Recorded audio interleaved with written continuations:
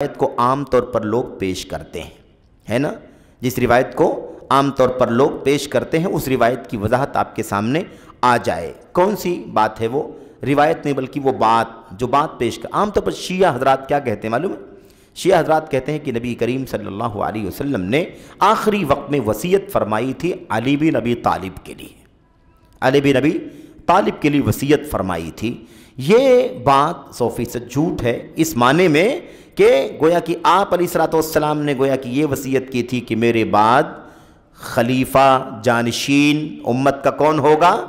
علی ابن ابی طالب رضی اللہ تعالیٰ عنہ۔ یہ شیعہ اور روافظ اس بات کو بہت پھیلاتے ہیں، کافی اس طرح کی باتیں پھیلاتے ہیں۔ اور آپ کو یاد ہوگا کہ میری بھائیوں، حجۃ الوداع میں نبی کریم صلی اللہ علیہ وسلم کی واپسی پر غدیر خم کے موقع کے مقام پر، خم نامی میرے بھائیوں جو جگہ تھی، اس جگہ، اس چوراہے پر ایک گڑھا، ایک کیا تھا؟ غدیر گڑھا بنا ہوا تھا، گڑھا تھا جس میں لوگ ہے نا کچھ اس طرح کی چیزیں گندگی وغیرہ بھی ڈالا کرتے تھے اور کسی مختلف کاموں کے لیے اس کا استعمال کیا کرتے تھے۔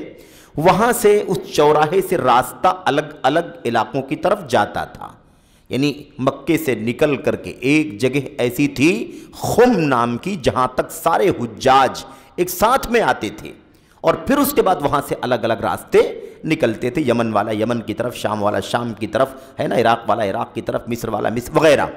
تو وہاں پر وہ بات شیعہ حضرات اکثر اس بات کو پھیلاتے ہیں کہ اللہ کے نبی علیہ السلام نے وہاں پر حجۃ الوداع سے واپس لوٹتے ہوئے سب کو روکا تھا، سارے حاجیوں کو، مشرق مغرب شمال جنوب دنیا کے کونے کونے سے آنے والے حجاج کو آپ نے کہا، اعلان کیا کہ سب کو بولو رک جائیں، سب رک گئے۔ اس کے بعد نبی کریم صلی اللہ علیہ وسلم نے بہت ساری باتیں ارشاد فرمائیں، آپ نے خطاب فرمایا، اور اس میں آپ نے فرمایا من کنت مولاہ فعلی مولاہ، من کنت مولاہ فعلی مولاہ۔ کیا معنی ہے اس کا؟ من کنت مولاہ، میں جس کا مددگار ہوں، میں جس کا دیکھ ریکھ کرنے والا ہوں، میں جس کا دوست ہوں، میں جس سے محبت کرنے والا ہوں، ہے نا، یا کیا ہے؟ فعلی مولاہ، تو علی رضی اللہ تعالیٰ عنہ بھی اس کے مولا ہیں۔ اب مولا، اب تفصیل میں تو نہیں جانا ہے ابھی، کیونکہ اس پر جب اس کا موقع تھا تو بات ہوئی ہے اور ہوتی رہتی ہے۔ اصل یہ ہے کہ مولا کے لفظ کو ان شیعوں نے اپنے مفاد کے لیے استعمال کیا، اور مولا کا معنی کیا بنا دیا؟ خلیفہ، جانشین۔ دنیا کی کسی بھی عربی زبان کی ڈکشنری میں، عربی لغت میں، حدیثوں کی شروحات میں، آیات کی تفسیر کی کسی بھی کتاب میں مولا کے میں سمجھتا ہوں کم سے کم 10 معنی ہوں گے، لیکن ان میں سے کوئی معنی خلیفہ اور جانشین کا نہیں ہے۔ مولا کے معنی ہوتے ہیں مالک کے، مولا کے معنی دیکھ ریکھ کرنے والا، محبت کرنے والا، نگرانی کرنے والا، سید کا معنی، آقا کا معنی، غلام کا معنی، یہ سارے معنی استعمال ہوتے ہیں، یہ سارے معنی آتے ہیں کس کے؟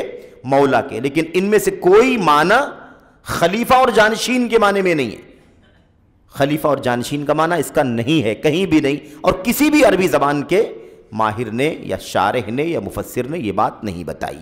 اب ان لوگوں نے بہرحال اس سے اپنا معنی نکال لیا کہ اس کا معنی ہے کہ حضرت علی بن ابی طالب رضی اللہ تعالیٰ عنہ کو آپ نے اشارہ کر دیا ہے کہ میرے بعد خلیفہ بنیں گے۔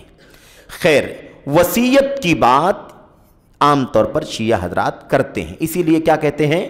اپنی اذانوں میں بھی وہی بات کہتے ہیں، علی کو اللہ کا ولی اور محبوب کہتے ہیں، مولا بھی کہتے ہیں، اور وصیہ وخلیفتہ بلا فصل، کیا کہتے ہیں؟ کہتے ہیں علی رضی اللہ تعالیٰ عنہ نبی کریم صلی اللہ علیہ وسلم کے خلیفہ ہیں، آپ کے وصی ہیں، یعنی جن کے بارے میں آپ نے وصیت کی ہے وہ ہیں بلا فصل، لیکن فاصلے کے بغیر۔ آپ کے خلیفہ ہیں، آپ کے وصی ہیں، اور آپ کے خلیفہ ہیں بغیر فصل کے۔ فصل کا مطلب کیا ہے؟ فصل کا مطلب یہ ہے کہ نبی کریم صلی اللہ علیہ وسلم کے بعد حضرت علی خلیفہ نہیں بنے، ابوبکر صدیق بنے، ان کی وفات کے بعد بھی علی خلیفہ نہیں بنے، عمر بن خطاب بنے، ان کی وفات کے بعد بھی علی خلیفہ نہیں بنے، عثمان غنی رضی اللہ تعالیٰ عنہ بنے، اور ان کی وفات کے بعد علی بن ابی طالب رضی اللہ تعالیٰ عنہ کو خلیفہ بنایا گیا۔ تو اللہ کے نبی علیہ السلام کے بعد فوراً خلیفہ نہیں بنایا گیا، فاصلہ ہوا کہ نہیں فاصلہ ہوا؟ ابو بکر آئے، پھر عمر آئے، پھر عثمان آئے، پھر ان کی وفات کے بعد ہے نا خلیفہ بنے. یہ عرصہ تقریباً 25 سال 26 سال کا عرصہ گزرا، اس کے بعد خلیفہ بنے. تو شیعہ کیا کہتے ہیں؟ اللہ کے نبی کے خلیفہ ہیں. اب خلیفہ تو ہے اللہ کے نبی علیہ السلام کے، لیکن چوتھے نمبر پر ہے نا. یہ کہتے ہیں خلیفۃہ بلا فصل، اللہ کے نبی کے خلیفہ ہیں بغیر فاصلے کے، یعنی اللہ کے نبی کی وفات کے فوراً بعد بلا فاصلے کے خلیفہ بننا چاہیے. بہرحال اس میں ہم چلے گئے، بات لمبی ہو گئی. یہاں پر جو خاص بات ہے وہ یہ ہے کہ کوئی ایسی وصیت نبی کریم صلی اللہ علیہ وسلم نے نہیں لکھی تھی یا لکھوائی تھی جس پر واقعی جیسے مہر کا معنی سمجھا جاتا ہے اس طرح کا معنی سمجھا جائے کہ مہر لگائی گئی ہو. ایسی کوئی وصیت اللہ کے نبی علیہ السلام نے نہیں لکھوائی. اس سلسلے میں میرے بھائیوں جو بہت ہی واضح دلیل ہمارے سامنے ہے وہ حضرت ابو جحیفہ رضی اللہ تعالیٰ عنہ کی روایت ہے. اور یہ بات اس لیے ضمناً ذکر کی جا رہی ہے، موضوع توحید کا ہے اور اس سے متعلق یہ باتیں ہیں، لیکن یہ بات ضمناً اس لیے آئی ہے کیونکہ حضرت ابن مسعود رضی اللہ تعالیٰ عنہ نے وصیت کا لفظ استعمال فرمایا ہے اور اس پر اللہ کے نبی کے مہر کہا ہے. اس لیے اس حقیقت کو سمجھنا چاہیے. شیعہ حضرات نے اس طرح کی دلیلوں کو بھی اپنے مفاد کے لیے استعمال کرنے کی کوشش کی ہے. حضرت ابو جحیفہ رضی اللہ تعالیٰ عنہ کی جو روایت ہے، اور یہ روایت صحیح بخاری کے اندر ہے، صحیح بخاری کے اندر ہے. روایت کیا ہے؟ حضرت ابو جحیفہ رضی اللہ تعالیٰ عنہ نے علی بن ابی طالب رضی اللہ تعالیٰ عنہ سے ہی سوال کیا تھا. ابو جحیفہ نے کس سے سوال کیا تھا؟ خود علی بن ابی طالب رضی اللہ تعالیٰ عنہ سے سوال کیا تھا. پوچھا تھا اے علی بن ابی طالب یہ بتائیے کہ کیا نبی کریم صلی اللہ علیہ وسلم نے آپ لوگوں سے کوئی خاص وصیت تو نہیں کی ہے؟ حل عاہد الیکم النبی صلی اللہ علیہ وسلم. علی یہ بتائیے رضی اللہ عنہم اجمعین، یہ بتائیے کہ کیا اللہ کے نبی علیہ السلام نے تم سے کوئی خاص وصیت کی ہے؟ آپ لوگوں سے، الیکم آپ لوگوں سے کوئی وصیت کی ہے، کوئی وعدہ کیا ہے، کوئی عہد و پیمان کیا ہے؟ علی بن ابی طالب سے یہ پوچھا. بشیء کسی چیز کا، کسی بھی چیز کی کوئی وصیت یا کوئی بات ایسی کہی ہے اللہ کے نبی علیہ السلام نے؟ میرے بھائیوں فقال لا، تو علی بن ابی طالب نے کیا جواب دیا؟ نہیں، ایسی کوئی بات نہیں ہے، نبی کریم صلی اللہ علیہ وسلم نے ایسی کوئی وصیت نہیں فرمائی ہے.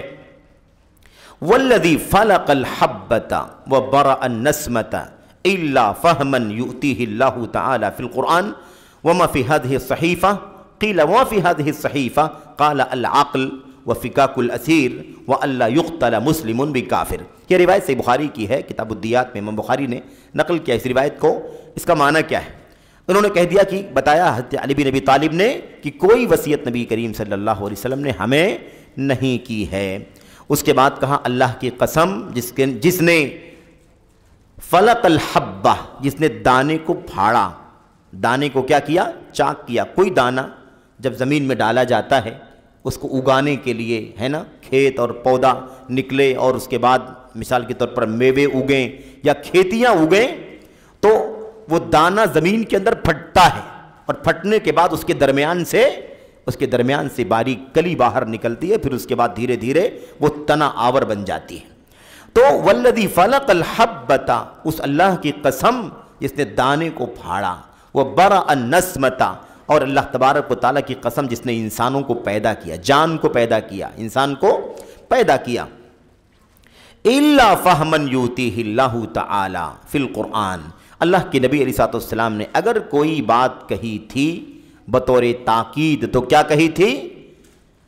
اللہ تبارک و تعالیٰ کے کلام قرآن کریم کے سلسلے میں اس کی فہم، اس کا علم، یہ آپ علیہ السلام نے فرمائی تھی. کیا فرمائی تھی؟ اللہ کے کلام قرآن کریم کا علم حاصل کرنا، اس کی تفسیر، اس کے معانی، اس کی باریکیاں، اس میں اللہ تبارک و تعالیٰ کا پیغام کیا ہے، اس بات کا ذکر کیا تھا نبی کریم صلی اللہ علیہ وسلم نے. اور دوسری بات کیا کہی؟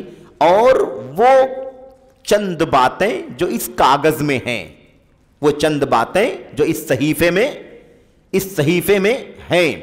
تو فوراً ابو جحیفہ رضی اللہ تعالیٰ عنہ نے پوچھا کہ اس کاغذ میں کیا ہے؟ وہ کاغذ اللہ کے نبی نے نہیں لکھا، اللہ کے نبی نے نہیں لکھوایا، لیکن اللہ کے نبی علیہ السلام نے جو حدیثیں ارشاد فرمائی تھی ان میں سے چند باتیں اس صحیفے میں صحابہ کرام نے لکھی تھیں۔ علی بن ابی طالب رضی اللہ تعالیٰ عنہ نے اس بارے میں ارشاد فرمایا، کیا ہے وہ؟ کہا العقل۔ اس کاغذ میں کیا ہے؟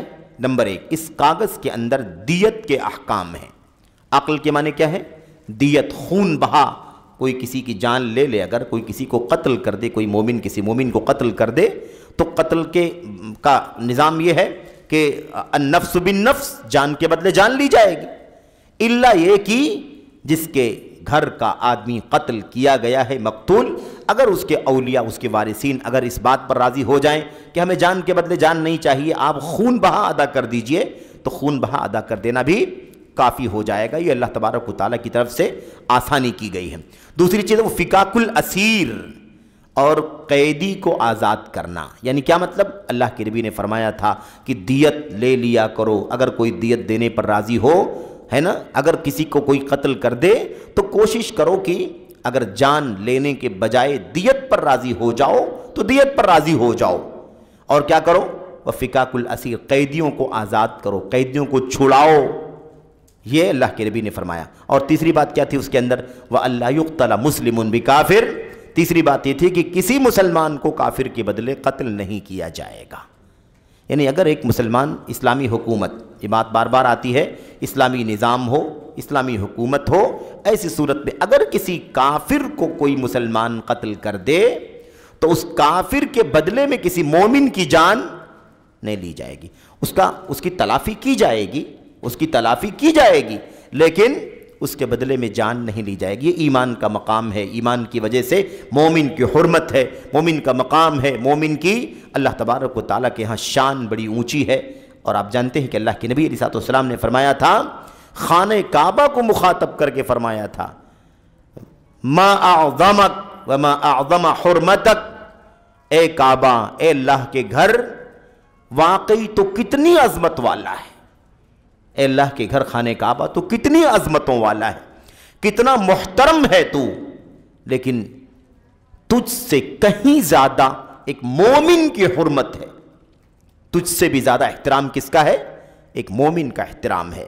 کیوں؟ اس لیے کہ وہ ایمان ہے، اس کے اندر کیا ہے؟ ایمان ہے، اس کے دل میں توحید ہے، اس لیے ایمان والے کا احترام، ایمان والے کی حرمت، اس کا مقام، اس کی شان بہت زیادہ اونچی ہے۔ تو بہرحال اس لیے اللہ کے نبی نے فرمایا کہ کسی کافر کو، کسی مومن کو کسی کافر کے بدلے میں قتل نہیں کیا جائے گا۔ یہ چند باتیں تھیں۔ آپ نے دیکھا علی بن ابی طالب رضی اللہ تعالیٰ عنہ نے دو باتیں بیان فرمائی۔ ایک تو یہ کہ اللہ کے نبی نے کوئی خاص وصیت نہیں فرمائی ہے سوائے قرآن کریم کے فہم کے، اور اس کے علاوہ کاغذ کے اندر جو 3 مسائل لکھے ہوئے ہیں وہ تینوں مسائل اگر نبی کریم صلی اللہ علیہ وسلم نے علی بن ابی طالب رضی اللہ تعالیٰ عنہ کی خلافت کے سلسلے میں، آپ کی جانشینی کے سلسلے میں کوئی وصیت کی ہوتی تو حضرت علی بن ابی طالب رضی اللہ تعالیٰ عنہ اس بات کو بیان کرتے یا نہیں کرتے؟